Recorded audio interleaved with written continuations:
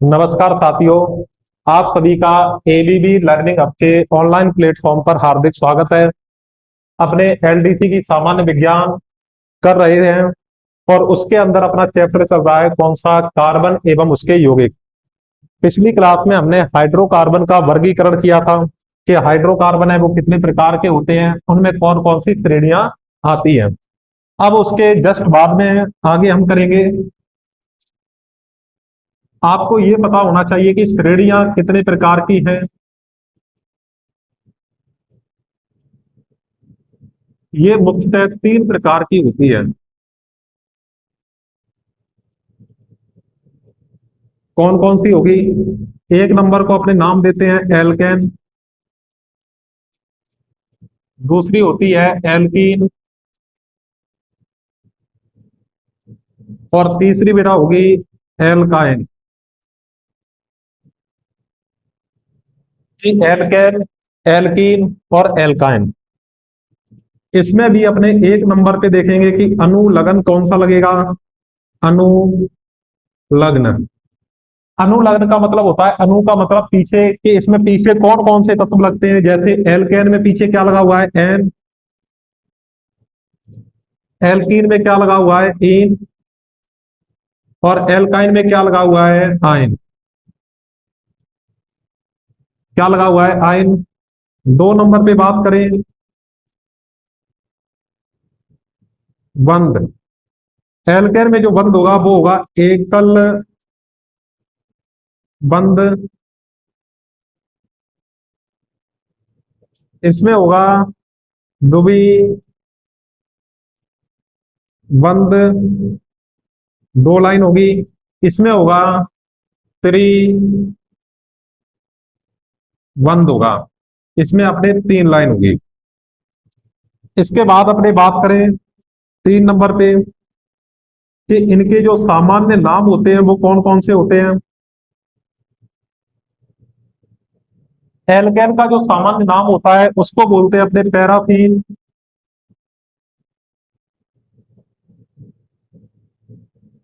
Alkene का होता है उसको बोलते हैं ओलिफिन।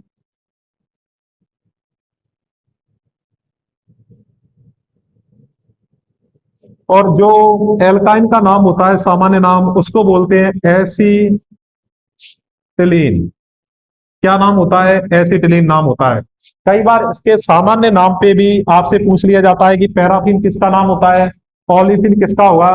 कि ये ओलिफिन का मतलब होता है कि ये तेलीय यौगिक बनाते हैं। तेलीय यौगिक। इसके बाद में चार नंबर पे देखें कि इनका सामान्य सूत्र क्या होता है। सामान्य सूत्र याद करने का सबसे आसान तरीका है। कैसे? कि सभी में कॉमन क्या होगा? C N. इसमें भी क्या होगा? C N. और इसमें भी क्या होगा? कॉमन सी एन होगा। एन कहां पे लगेगा? इसके जस्ट पैर में लगेगा एन।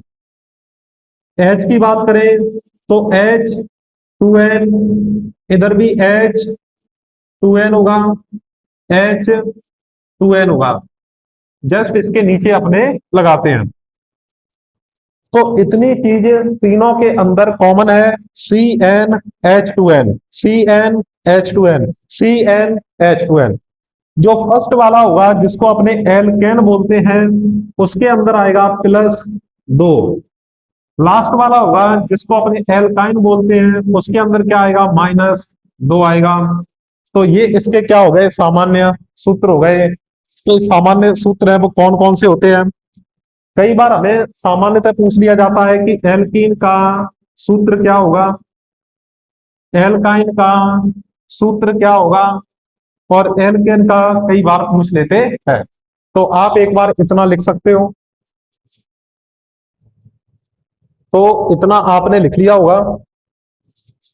इसके बाद में कार्बन परमाणु के नाम कौन कौन से होते हैं वो हमें मुख्य रूप से देखने आने चाहिए। तो अब आप लिखोगे क्या? कार्बन परमाणु की नाम या संख्या। तो नेक्स्ट हेडिंग है कार्बन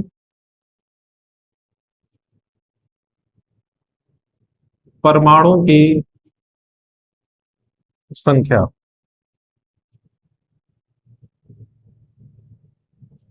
जितने भी कार्बन परमाणु की संख्या होती है उन सभी के पूर्व लग्न लगते हैं। कौन से लग्न लगते हैं? पूर्व लग्न। और उसके बाद में अपने देखेंगे एल्केन, जो अभी पढ़ के आए हैं अपने। एल्कीन, चलो एल्केन का भी अपने क्या लिख लेते हैं, इसको थोड़ा शॉर्ट फॉर्म में लिखते हैं, एन। इन, एल्कीन में क्या होगा? इन होगा। और एल्काइन में क्या होगा? आइन होगा। और इन तीनों के अपने क्या यूज करेंगे? अनुलग्न। अनु का मतलब होता है पीछे। ये जो अनुलग्न है वो कहां पे लगेंगे? पीछे लगेंगे, शब्दों के पीछे लगेंगे। जैसे कार्बन परमाणु की संख्या एक होगी तो उसको सी एक लिखेंगे। उसके जस्ट नीचे इसको बोला जाएगा मैथ। कार्बन परमाणु की संख्या दो होगी तो उसको बोलेंगे एथ। कार्बन परमाणु की संख्या तीन होगी तो वो होगा प्रोप।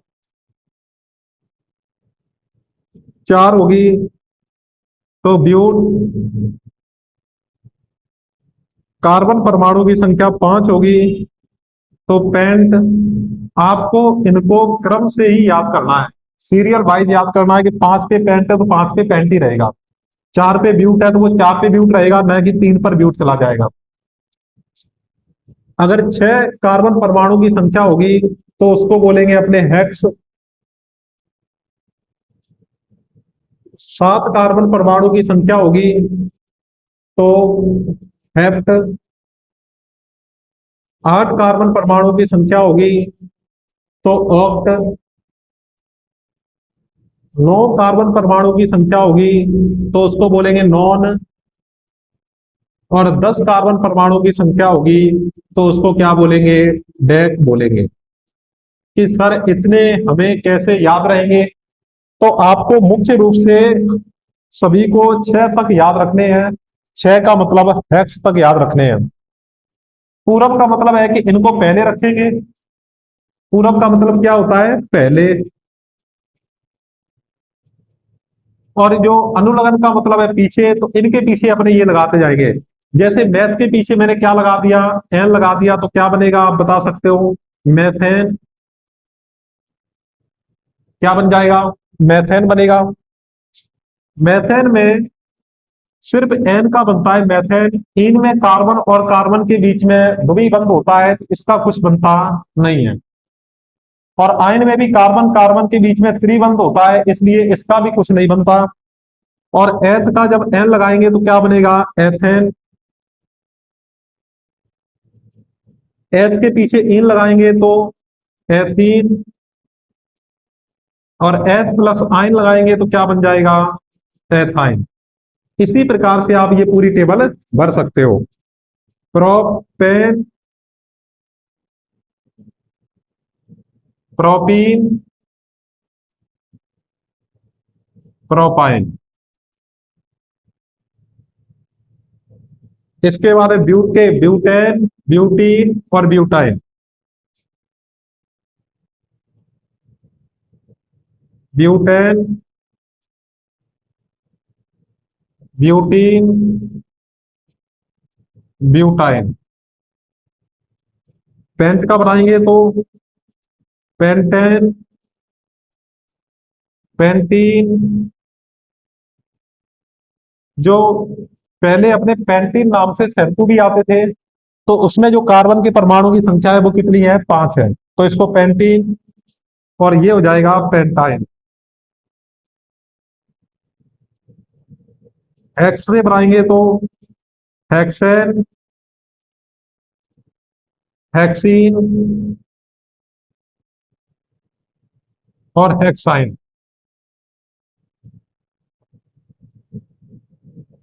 हेक्सेन, हेक्सीन और हेक्साइन। इसी प्रकार से हेप्ट का बनाओगे तो क्या बनेगा? हेप्टेन, हेप्टीन, हेप्टाइन, ऑक्टेन, ऑक्टीन, ऑक्टाइन, नोनेन, नोनीन और नोनाइन, डेकेन, डेकीन और डेकाइन। तो ये आप साथ साथ में बना सकते हो। इसके बाद में जो इसके सामान्य सूत्र होते हैं वो आपको पता है कि सर एल्केन का सामान्य सूत्र होता है, वो क्या होता है? जैसे अपने बात करें यहाँ पे कि एल्केन, आप इसको नीचे भी लिख सकते हो, जस्ट इसके नीचे एल्कीन, एल्काइन। एल्केन का जो फॉर्मूला होता है वो है CnH2n। ये तो सभी में कॉमन होगा, CnH2n, CnH2n। सबसे पहले अपने एक नंबर में बना के चलते हैं सर मेथेन। पहले वाले पे +2 कर दो और लास्ट वाले पे -2 कर दो। अब इन सूत्रों को आप थोड़ा समझने की कोशिश करो कि जितने कार्बन परमाणु की संख्या है Cn, कार्बन परमाणु की जितनी संख्या है उससे हाइड्रोजन परमाणु की संख्या कितनी है? सर 2n है, तो दो गुना हो गया, दो गुने से दो ज्यादा। और यहाँ पे क्या होगा? जितनी इसकी कार्बन परमाणु की संख्या है उसकी दो गुनी, और ये दो गुने से दो कम। पहले में क्या होगा? एल्केन में सर n आ गया तो दो गुने से दो ज्यादा, दो गुना और दो गुने से दो कम। जैसे मैं एक नंबर बनाने की कोशिश करता हूं कि सर मेथेन का बनाते हैं।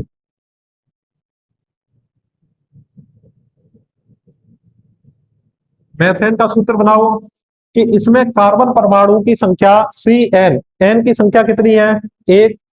तो अपने क्या लिखेंगे? सी, एक को अपने सी का सी लिख सकते हैं। अब हाइड्रोजन परमाणु की संख्या कितनी होगी? सर दो गुने से दो ज्यादा, तो एक का दो गुना दो होगा, और दो में दो जोड़ देंगे तो कितना हो जाएगा? चार। तो ये बन जाएगा CH4। क्या बन जाएगा? CH4। सर एल्कीन में मैथ का यूज नहीं करते और एल्काइन में भी मैथ का यूज नहीं करते। इसके बाद अपने बात करें एथेन की। एथेन में कि सर एथ है तो इसमें कार्बन परमाणु की संख्या कितनी होगी? दो होगी।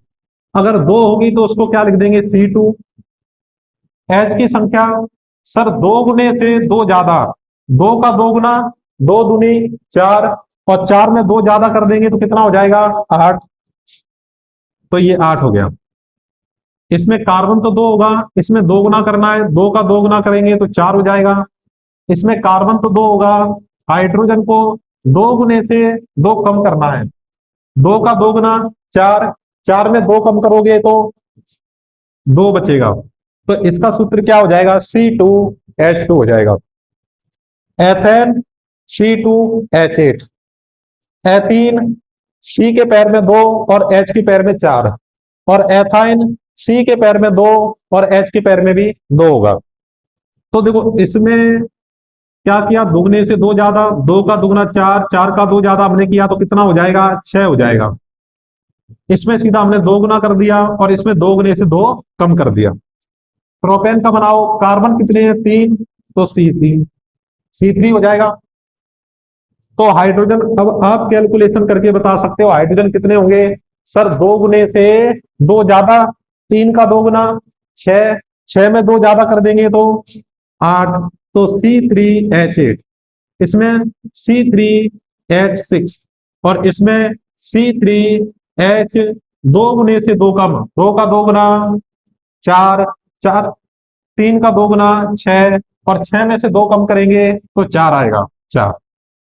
सर 8, 6, 4। तो ये अपने किसका सूत्र आ गया? प्रोपेन, प्रोपीन और प्रोपाइन। इसी तरीके से ब्यूटेन, ब्यूटीन, ब्यूटाइन का निकालो कि ब्यूटेन का बनाएंगे तो C4, सर 4 का दो गुना, 4 पूजा 8, तो 8 होगा, और 8 में अपने दो ज्यादा कर देंगे तो 10 आ जाएगा, तो CH10 हो जाएगा कि C4H10। इस पे C4, 4 का अपने दो गुना कर दो, H8, तो H8 हो जाएगा। C4, 4 का 2 गुना करेंगे तो 8, 8 में से 2 कम कर देंगे तो 6 हो जाएगा। तो इस तरीके से आप सभी के क्या निकाल सकते हो, सूत्र निकाल सकते हो। जैसे पेंटेन का निकालना हो तो कार्बन होते हैं सर पेंट 5, हाइड्रोजन कितने होंगे, 5 का 2 गुना 10 होगा, और 10 में 2 ज्यादा कर देंगे तो 12 हो जाएगा। तो C5H12, C5H10 और C5H5 का 2 गुना करो कि सर 10 होगा, और 10 में से 2 कम कर देंगे तो 8 हो जाएगा कि C5H8। यहाँ पे आप ये देखो कि कार्बन 5 थे तो H12 हो गए, 12 में से यहाँ पे 2 कम किए 10 हो गए, 2 कम किए तो 8 हो गए। तो आप ऐसे भी कि पहले का निकालो, बाकी सभी अपने आप 2-2 कम करते जाओ। C6H हेक्सेन का बना रहे हैं अपने C6H कि सर 6 का या 6 का 2 गुना कितना होगा, 12 होगा, और 12 में अपने 2 जोड़ देंगे तो कितना आ जाएगा, 14 आ जाएगा। तो ये 14 होगा। इसके बाद में C6 और H, इसमें 2 कम कर देंगे, 14 में से 2 कम करेंगे तो कितना आ जाएगा, 12, और C6H 12 में से 2 कम करेंगे 10 आ जाएगा। तो ये हेक्सीन और ये हेक्साइन। इसी प्रकार से हम सभी तत्वों के क्या निकाल सकते हैं, इनके सूत्र निकाल सकते हैं कि हेप्टेन, हेप्टीन, हेप्टाइन। और हेप्ट कितने पे आता है, 7 नंबर पे आता है। 7 का 2 गुना करेंगे 14, 14 में 2 जोड़ेंगे तो 16। तो C7H16, C7H14, C7H12। तो ऐसे क्या हो जाएगा आपने, हेप्टेन, हेप्टीन, हेप्टाइन। तो बाकी जो मैंने कॉलम छोड़े हैं वो आप अपने आप बनाओगे, तो इतने का आप स्क्रीनशॉट ले सकते हो। इसके बाद में अपने करेंगे कि कार्बन यौगिक की नाम पद्धति, कि कार्बन यौगिक के अपने नाम वगैरह कैसे लिखते हैं। देखो मैंने आपको सारे सूत्र कैसे बनते हैं वो बता दिया। अपने कार्बन परमाणु की संख्या आपको याद होनी चाहिए कि सर 10 याद ना हो तो कम से कम आपको 6 तक तो याद होनी चाहिए। तब आपको पता चलेगा कि ये ब्यूटेन, ब्यूटीन, ब्यूटाइन ये कहां से आए।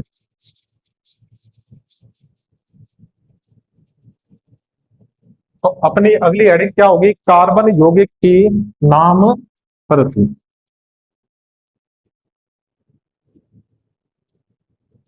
कार्बन यौगिक की नाम पद्धति। तो इसमें हमने 3 प्रकार की पद्धतियां पढ़ते हैं, और उसमें हमारे लिए इंपॉर्टेंट सिर्फ 2 प्रकार की रहेंगी। सबसे पहले अपने पढ़ेंगे किसके बारे में, रूढ़ पद्धति। 2 नंबर पे कौन सी होती है, व्युत्पन्न पद्धति। और 3 नंबर पे अपने बात करेंगे कौन सी होगी, IUPAC पद्धति। IUPAC पद्धति।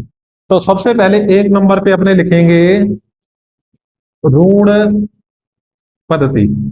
इसकी एक सारणी है वो अपने साथ साथ में बनाते चलेंगे, क्योंकि इसकी जो इंपोर्टेंट है वो सारणी है। सबसे पहले क्या आएगा, सूत्र, उसके बाद अपने नाम लिखेंगे, ऋण नाम। इसके बाद में जो तीसरा कॉलम होगा वो है इनके स्रोत कौन कौन से होंगे, प्राकृतिक स्रोत।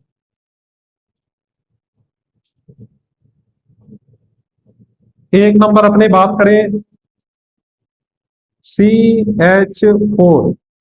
CH4 को अपने क्या बोलते हैं, मैथेन। अभी बात करके आए थे मैथेन। और इसका जो ऋण नाम होता है वो होता है मार्स गैस, कि मार्स गैस के नाम से किसको जाना जाता है? तो उसका आंसर क्या होगा? मेथेन को, CH4 को। और ये प्राकृतिक स्रोत के दल दल दल दल स्थानों से प्राप्त, जो दलदल स्थान होते हैं वहां से ये प्राप्त होती है। कौन? मार्स गैस होती है। तो उसको अपने कह सकते हैं कि दल दल स्थानों से प्राप्त या मार्सी स्थानों से प्राप्त। तो इस दल दल को ही अपने क्या बोलते हैं? मार्सी बोलते हैं। 2 नंबर पे CH3OH। अब देखो मैं इसका एक नाम लिखना बता रहा हूं कि सर इसमें एक सी है, एक सी को अपने क्या बोलते हैं? मैथ बोलते हैं। तो इसको सीधा करो, एन लगा दो, मैथ है। अगर ओ एच है तो क्या हो जाएगा? ऑल लग जाएगा। तो इसका नाम तो वैसे क्या है? मैथेनॉल। कि मैथेन प्लस में ऑल, मैथेनॉल। मैथेनॉल को अपने कहते हैं कास्ट स्प्रेट। कास्ट स्प्रिट होता है। तो क्या नाम इसका लेते हैं? कास्ट स्प्रिट होगा। कास्ट का मतलब होता है लकड़ी, और स्प्रिट तो इसमें लिखेंगे लकड़ी के भंजन आसवन से प्राप्त, कि लकड़ी के भंजक आसवन से प्राप्त, वो क्या होगा? ये अपने कास्ट स्प्रिट होगी। 3 नंबर अपने बात करेंगे एसिटिक अम्ल, CH3COOH। इसको अपने बोलते हैं क्या? एसिटिक अम्ल होता है। वैसे देखो कार्बन कितने हैं? 2। सर 2 कार्बन है तो एथेन हो जाएगा। और COOH है तो उसका ओइक लगेगा। तो एथेन प्लस में ओइक क्या हो जाएगा? एथेनोइक। एथेनोइक। और एथेनोइक को जब रूट नाम होता है वो होता है एसिटिक अम्ल।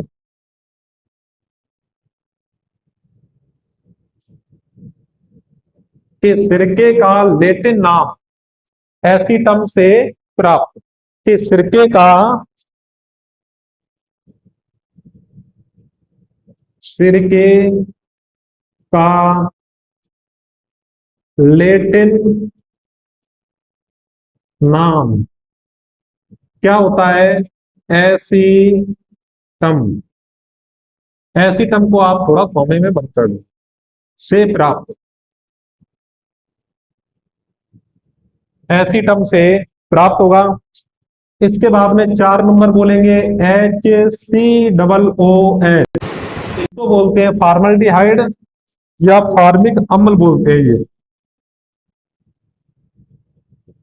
फार्मिक अम्ल। तो इसको अपने बोलेंगे फार्मिका,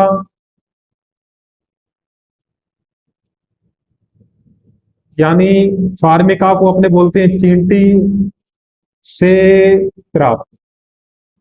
फार्मिका यानी चींटी से प्राप्त होगा। एक और अपने जो लास्ट है वो बचता है, वो मैं इस साइड में आपको लिखा देता हूं कि COOH, CHOH। और यहां पे होगा CH3। इसको बोला जाता है लैक्टिक अम्ल।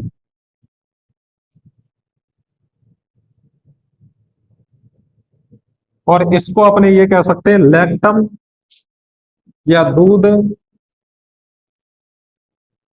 लैक्टम से प्राप्त, कि दूध या लैक्टम से प्राप्त होता है कौन सा? लैक्टिक अम्ल। तो आपको मेन रूप से इसके अंदर जैसे ये वाला पूछ सकते हैं, मार्स गैस वाला ये पूछा जा सकता है आपसे, और फार्मिक वाला ये पूछ सकते हैं। तो मेन अपने ये है लैक्टिक अम्ल, आपसे बहुत कम चांस है इसके पूछने के। कि जो लैक्टिक अम्ल है वो सर किसके अंदर होता है? दही के अंदर होता है। दही किससे बनता है? दूध से। तो दूध को ही अपने लैक्टम बोलते हैं, तो लैक्टम से क्या बन गया, लैक्टिक अम्ल बन गया। इसके बाद में आपको एक दो ग्रुप और लिखा देता हूं मैं। एक होता है अपने आइसो ग्रुप, आइसो ग्रुप, जैसे एक कार्बन ये गया, और इस पे यहां पे मैं जोड़ देता हूं CH3, और इस पे भी जोड़ दिया CH3। कार्बन की कितनी संयोजकता होती है, तो संयोजकता मैंने आपको शुरुआत में बताई थी, कार्बन की 4 संयोजकता होती है। एक तो ये हो गई, एक, दो, और बची कितनी, दो और बची इसमें, तो CH, और ये हो जाएगा इस तरीके से कि 1 2 3, और ये एक हाइड्रोजन जुड़ा है 4। तो इस प्रकार का अगर कोई ग्रुप दिखाई दे जाए तो उसको अपने क्या बोलेंगे, कि इस प्रकार का अगर कोई ग्रुप दिखाई दे जाए तो उसको अपने क्या बोलेंगे, आइसो ग्रुप बोलेंगे, आइसो ग्रुप या समूह। कई बुक में ऐसे भी लिखा हो सकता है, कैसे, कि सर ये CH3 और ये क्या है CH, और यहाँ पे इस तरीके से भी हो सकता है। इन दोनों का मतलब तो क्या है, एक ही है, कि CH3 कहां से आए, कि प्रत्येक कार्बन की जो संयोजकता होती है वो 4 होती है, कि ये भी कार्बन है वो 4 संयोजकता पूरी करेगा, 3 ये, एक ये, 4, ये भी कार्बन है वो 4 पूरी करेगा, 3 और एक 4, एक लाइन में जुड़ते हैं और आपस में कनेक्ट होते हैं। एक अपने बात करें कौन सा समूह होता है, नियो समूह। इसमें इधर भी CH3, इधर कार्बन होगा, इधर भी CH3, और इधर भी बेटा क्या होगा, CH3 होगा, और यहाँ पर एक संयोजकता क्या होगी, मुक्त। जैसे यहाँ पे एक संयोजकता मुक्त है, तो यहाँ पे और कार्बन समूह कोई भी जुड़ सकता है, तो इसको अपने क्या बोला जाता है, नियो समूह इसको बोलते हैं। यहाँ पे मैं जैसे ये जोड़ दूं CH2, 2 और एक 3, और ये क्या हो जाए ऐसे खाली स्थान, इस पूरे को अपने क्या बोलेंगे, नियो समूह बोलेंगे। तो इतना एक बार लिख सकते हो, या आप इसका स्क्रीनशॉट ले सकते हो। तो इनके अंदर जो अपने रूट नाम थे, उनके अंदर मेन मेन आप नाम याद रख सकते हो, कि सर मार्स गैस है CH4, फार्मिक अम्ल है HCOOH होता है, कि फार्मिका चीटी को बोलते हैं, उससे प्राप्त होता है। नियो समूह आपको सिर्फ समूह पहचानने के लिए दे सकता है, कि पूरे पे CH3 और यहाँ पे CH2, और एक बंद क्या होगा, खाली होगा। इसके आगे और भी कार्बन की श्रृंखलाएं जुड़ी हो सकती हैं। इसके बाद में अपने देखेंगे, आपको इन नामों के अंदर ज्यादा टेंशन नहीं लेनी, आपको केवल इनको सरफेसली लेवल पे पढ़ना है। जितना अपने इजी तरीके से कर सकते हैं वो मैं इजी तरीका भी आपको बताता रहूंगा। किसी भी यौगिक का नाम लिखते समय सबसे पहले तो आप ये देख लो कार्बन कितने हैं, कि सर कार्बन अगर 4 होंगे तो एथेन हो जाएगा, कार्बन 4 होंगे तो सॉरी ब्यूट होगा, और ब्यूट को से क्या बन जाएगा, ब्यूटेन, ब्यूटीन, ब्यूटाइन, ऐसा होता है। कार्बन 5 होंगे तो उसको पेंटेन बोल देंगे, कार्बन 6 होंगे तो उसको हेक्सेन बोल देंगे, कहीं पर द्विबंध दिखाई दे गया तो इन लगा देंगे, तो हेक्सीन, अगर त्रिबंध दिखाई दे गया तो उस पर अपने आयन लगा देंगे, तो हेक्साइन हो जाएगा। कुछ तत्वों के नामकरण मैं आपको बताऊंगा भी लिखने, कि कैसे उनको डायरेक्ट अपने पहचान सकते हैं। अभी आप हेडिंग डालो क्रियात्मक समूह। क्रियात्मक समूह कई बार डायरेक्ट पूछ लिए जाते हैं। कुछ क्रियात्मक समूह होते हैं जिनके लगते हैं अणु लगन लगता है, जिनका अणु लग्न।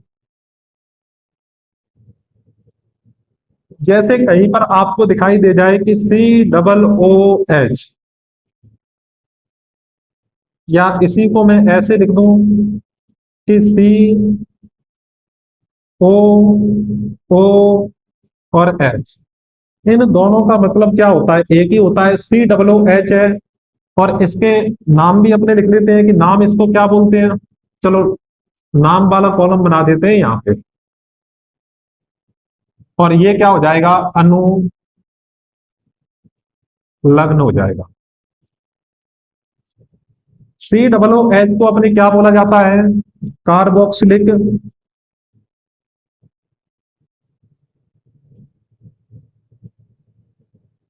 अम्ल। और इसका जो अनुलग्न है वो अपने लगाते हैं ओइक अम्ल। कि जैसे पेंटेन में COOH देख लिया आपने, तो आप क्या लगाओगे, ओइक यानी पेंटेनोइक। ब्यूटेन में कहीं आपने COOH देख लिया तो ब्यूटेनोइक। इस तरीके से ओइक लगाते हैं। कहीं आपको OH दिखाई दे गया, इसको बोलते हैं एल्को हल, और इसका लगता है ऑल। जैसे पेंटेन के साथ में OH आ गया तो पेंटेनॉल, एथेन के साथ में OH आ गया तो एथेनॉल, ब्यूटेन के साथ में OH आ गया तो ब्यूटेनॉल होगा। C डबल बॉन्ड O और O, अगर ऐसा कुछ दिखाई दे जाए बीच में तो उसको बोलते हैं अपने कीटोन, और कीटोन का लगता है ऑन लगता है। ब्यूटेन प्लस में ऑन ब्यूटेनॉन, और पेंटेन प्लस में ऑन पेंटेनॉन होगा। 4 नंबर पे बात करें, जैसे CHO हो गया, ठीक है, इसको बोला जाता है एल्डिहाइड। कई बार तो सामान्यतः यही दे देता है कि इसमें क्रियात्मक समूह को पहचानिए, या कार्बोक्सिलिक अम्ल का क्रियात्मक समूह कौन सा होगा, तो डायरेक्ट ही कई बार पूछ लिए जाते हैं।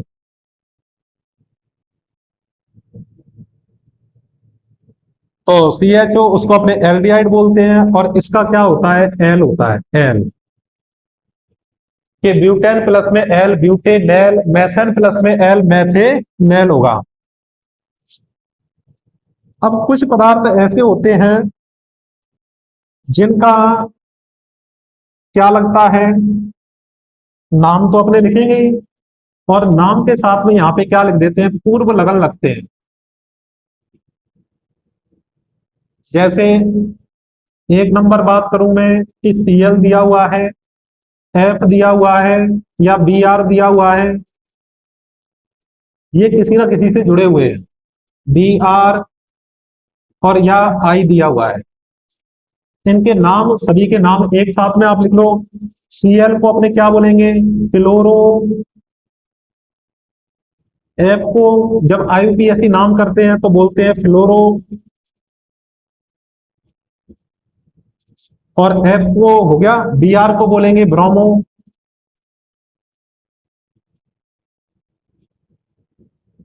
और I को क्या बोलेंगे, आइडो। और बेटा ये जो इसके नाम होंगे, कि Cl का नाम वैसे क्या होता है कि क्लोरीन फ्लोरीन ब्रोमीन आयोडीन, और ये जो मैंने लिखाए हैं यही आपके क्या हो जाएंगे, पूर्व लगन हो जाएंगे।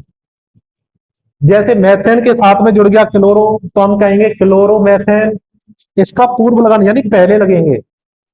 अगर इसी प्रकार से एथेन के साथ में Cl जुड़ गया तो क्लोरो एथेन, क्लो ब्रोमो एथेन, आइडो एथेन, इस तरीके से नाम हो जाएंगे। तो ये हमारे क्या थे, मुख्य मुख्य अपने क्रियात्मक समूह थे, और इनके बारे में हमने अच्छे से पढ़ा। अब एक हेडिंग है कि विषम चक्रीय यौगिक।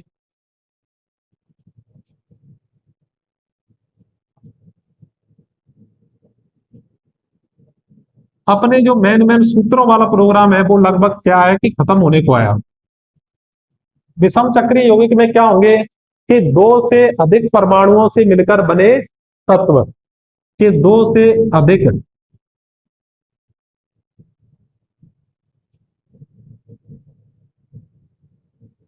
अलग अलग परमाणुओं से मिलकर बने यौगिक, अलग अलग परमाणु से मिलकर बने यौगिक क्या कहलाते हैं, विषम चक्रीय।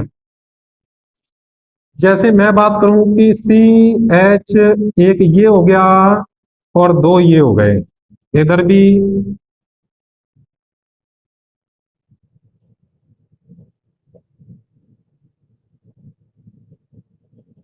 देखो, कार्बन की 4 संयोजकता होगी, 2 और एक 3 और एक 4, कि 2 और एक 3 और एक ये क्या हो जाएगा 4, और यहाँ पे एक पे तो हम लगा देते हैं एन।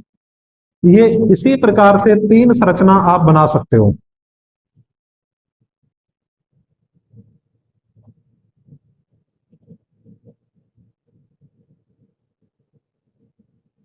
कुछ अपने धीरे धीरे लेंथी क्लासों की भी शुरुआत करते जाएंगे।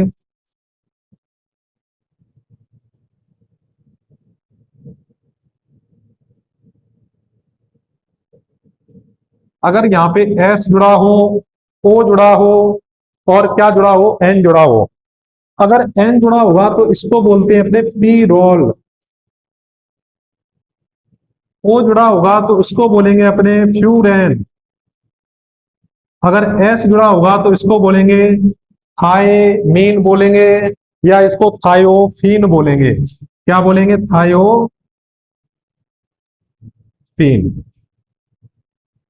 एक अपने जो लास्ट टॉपिक है इसके अंदर, अपनी इस क्लास का लास्ट टॉपिक होगा वो है समा। एक अपने नाम देख लेता हूं मैं उसका।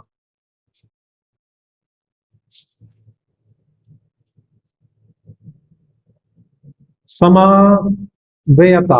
समाव्ययता क्या होती है? कि ऐसे सूत्र जिनके आणविक सूत्र क्या हो, समान हो। ऐसे तत्व या ऐसे यौगिक जिनके आणविक सूत्र क्या हो, समान हो, और रासायनिक और भौतिक गुणधर्म क्या हो, अलग अलग हो। रासायनिक व भौतिक गुण अलग अलग होते हैं, उसको अपने क्या बोला जाता है? समाव्ययता बोला जाता है। जैसे उदाहरण में हम बात करें, ग्लूकोज